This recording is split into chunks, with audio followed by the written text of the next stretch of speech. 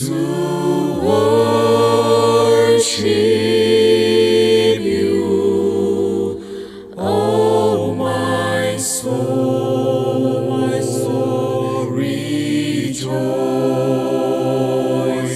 Take joy, my King, in what you hear. Shalom jemaat yang dikasihi Tuhan. Kembali kita berjumpa dalam RHS, Renungan Harian Sulung. Dan hari ini kita akan bersama-sama merenungkan satu bagian firman Tuhan. Dan sebelumnya saya ajak setiap kita untuk berdoa. Mari kita berdoa. Tuhan Yesus, ini setiap kami rindu Tuhan menyapa kami, Tuhan mengubahkan hati kami, membentuk hati kami, sehingga perlahan-lahan dari hari ke hari hidup kami boleh nampak ada perubahan yang semakin mirip dengan Tuhan. Ini setiap kami Tuhan, berbicaralah, kami siap untuk mendengarkan. Di dalam nama Tuhan Yesus Kristus kami berdoa. Amin. Bapak Ibu, saya yakin bahwa setiap kita saat ini menetap di Surabaya. Minimal pernah tinggal di Surabaya. Karena saya melayani di GKI Sulung, maka ya ini konteksnya di Surabaya gitu ya. Apa yang terlintas dalam pikiran Bapak Ibu Saudara ketika kita bicara soal Surabaya? Mungkin ada yang terpikirkan mallnya, kafe-kafenya, tempat wisatanya, Bonbin misalnya ya, dan lain sebagainya. Nah, tapi pertanyaannya Bapak Ibu sekalian, pernah nggak kita terpikir gitu ya, saya sudah menikmati kota Surabaya ini begitu lama, kira-kira apa yang sudah saya lakukan ya buat Surabaya? Kira-kira hal-hal apa saja yang sudah saya kasih sebagai bentuk kontribusi saya mengasihi dan ingin membangun Surabaya? Jangan selama ini kita pikirnya itu hanya menikmati kota Surabaya, tetapi lupa untuk memberikan sesuatu dampak kontribusi yang berarti bagi kota Surabaya.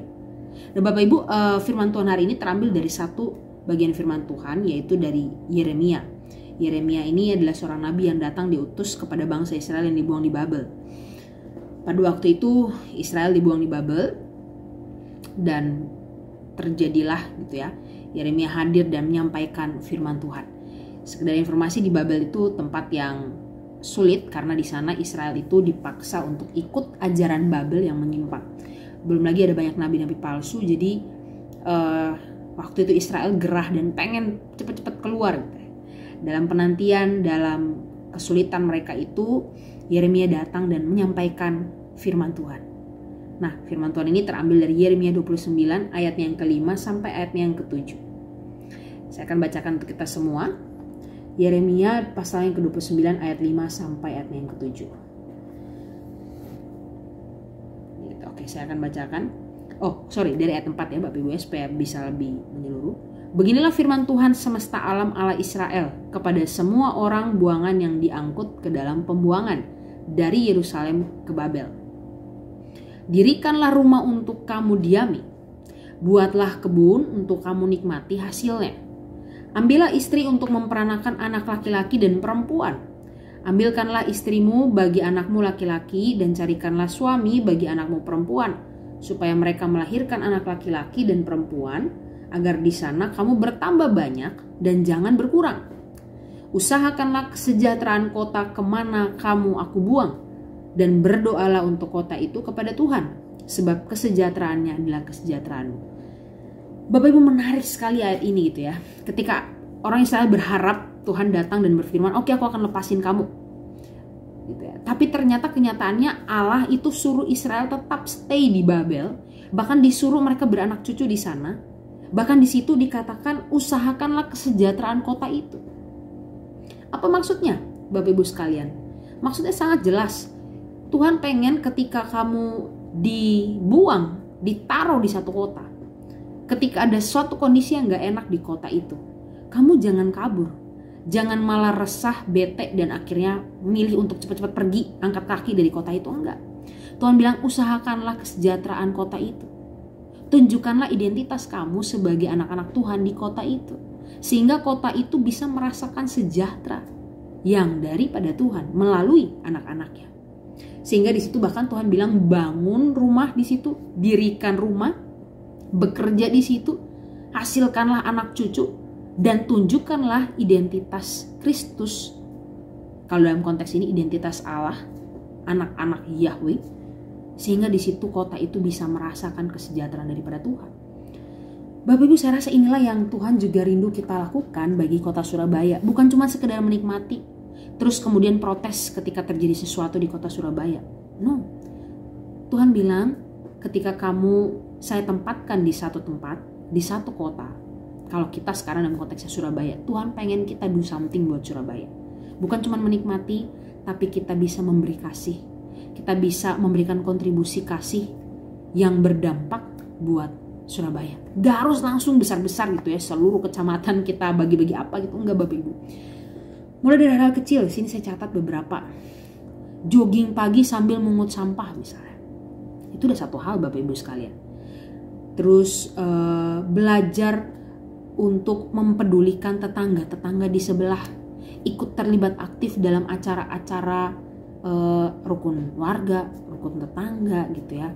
Kita bisa sama-sama ikut berkontribusi. Mungkin Bapak Ibu yang sudah di level atas punya hubungan erat dengan pemerintah mungkin, atau orang-orang besar di Surabaya, mari tunjukkan sesuatu, mari berikan pengaruh sesuatu terhadap mereka sehingga mereka itu bisa melihat ada sesuatu yang kita kasih sebagai anak-anak Tuhan bagi kota Surabaya. Berikan ide-ide kita ataupun kita bekerja sesuatu bagi Surabaya. Bahkan kita membuka lapangan pekerjaan pun buat orang-orang Surabaya. Buat saya itu adalah satu hal yang menunjukkan bahwa kita ini sedang mengusahakan kesejahteraan kota di mana kita ditaruh sama Tuhan. So Bapak Ibu, mulai hari ini kita dari usia apapun itu, dari yang kecil sampai yang besar, tua muda, mari bersama-sama kita melihat Surabaya ini sebagai kota yang Tuhan kasih kepada kita. Bukan untuk kita nikmati doang, tetapi bagaimana kita bisa mengusahakan kesejahteraan kota itu. Kita bisa menunjukkan kasih di kota itu. Jangan cuma di gereja Bapak Ibu. Jangan cuma berhenti di gereja. Tapi mari kita mulai keluar dari gereja, dari rumah kita. Kita mulai menunjukkan identitas kita sebagai anak-anak Tuhan di Surabaya. Kiranya Tuhan menolong setiap kita menjadi orang-orang yang siap untuk mengusahakan kesejahteraan kota Surabaya ini, dimanapun kita berada, di utara, selatan, timur, barat. Kiranya Tuhan menolong setiap kita. Mari kita berdoa. Tuhan, ini setiap kami rindu kami bisa menjadi terang, kami bisa menjadi garam di kota Surabaya ini. Pakai setiap kami dengan talenta kami, dengan pekerjaan kami, dengan apapun yang kami punya. Kami rindu kami bisa ikut ambil bagian, sekecil apapun itu, untuk memberikan dampak bagi kota Surabaya. Tolong kami Tuhan, kami ingin mengusahakan kesejahteraan kota di mana Tuhan menempatkan kami. Terima kasih Tuhan Yesus, di dalam nama Tuhan Yesus Kristus kami berdoa. Amin. God bless. Let it be a sweet, sweet